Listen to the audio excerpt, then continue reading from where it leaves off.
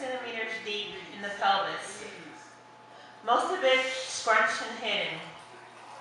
New studies show the shy curl to be longer than the penis, but like Africa, the continent, it is never drawn to size.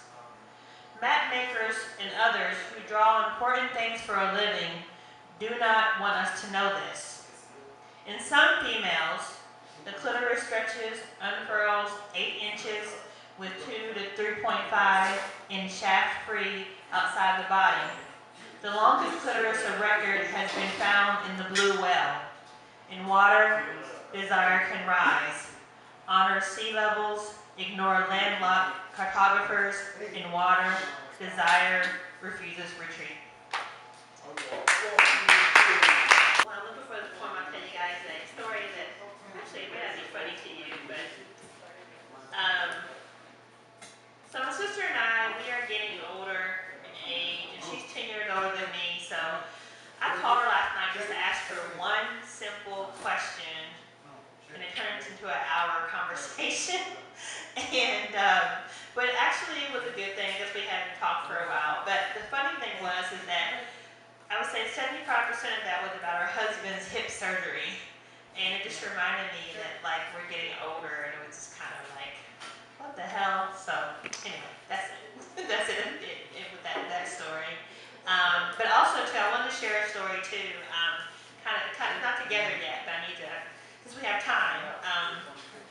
I've been trying to work on this piece where over the Christmas holiday, or actually after Christmas, over the New Year's Eve, I stayed with my Aunt Polly, who's 77 at the time, and staying with her, I realized how much of a food snob I was.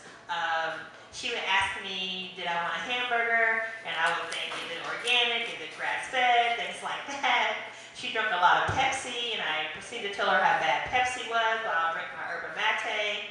And so it was weird to me how, like, I know that I grew up with those items, but now I have become a complete food snob. So in a way, though, I want to thank my Aunt Polly for drinking Pepsi, because without her drinking Pepsi, I wouldn't be able to have my fancy green tea. So big ups to my Aunt Polly. So this is a poem that I did not write. It's an old poem, but I want to share it since we have time. So,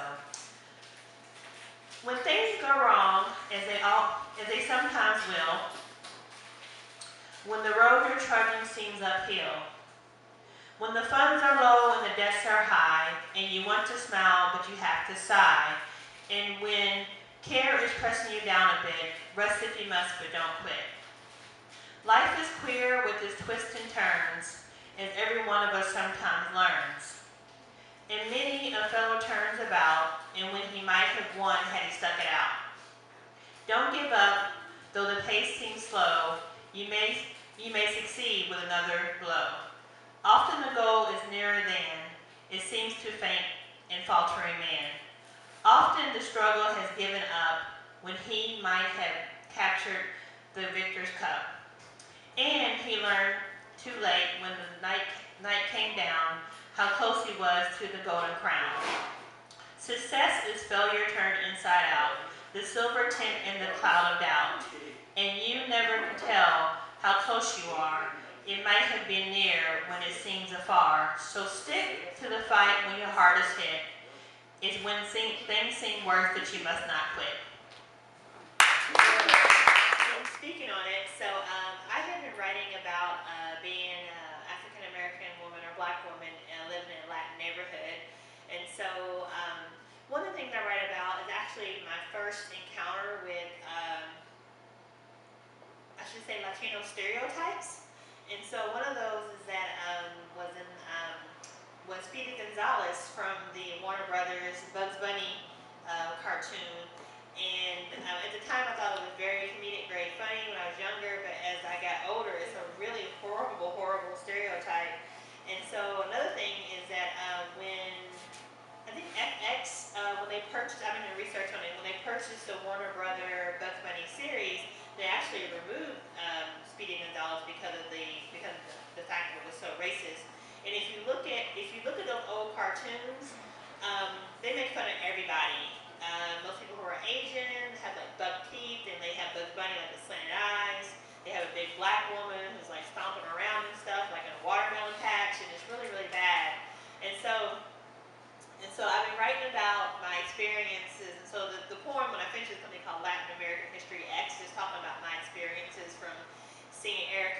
Eric Estrada on Chips. I think it's like one of my first crush to modern times of living here in Pilsen, and just how things are changing. But back to Speedy Gonzalez. So I am at Micro Center. I know everybody's been there, right? The computer place. And so I see, so I'm on this path of more wisdom and doing what I want to do in my life, all these things. And so I come across a Yoda USB drive, so I brought that for myself. And I look over, because I just recently watched all the Star Wars series again, so that was like amazing. I was like, oh, this movie does have so many like inspiring things, but the time when you watch it, you just think, you know, the lightsaber and that's it. But actually, it's a very deep movie. Huh? The force is within you. Thank you. So I pick up Yoda and I look over and guess who I see? Speedy Gonzalez. So I had to buy that too. That's it. I really wish we had a world of non-labels, but unfortunately we don't have that.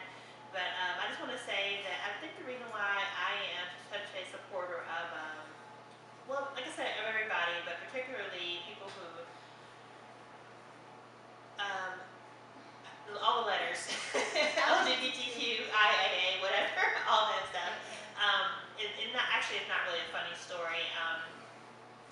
I used to work at the YMCA many years ago, and there was a gay male couple who would come in all the time, and unfortunately, two teenage kids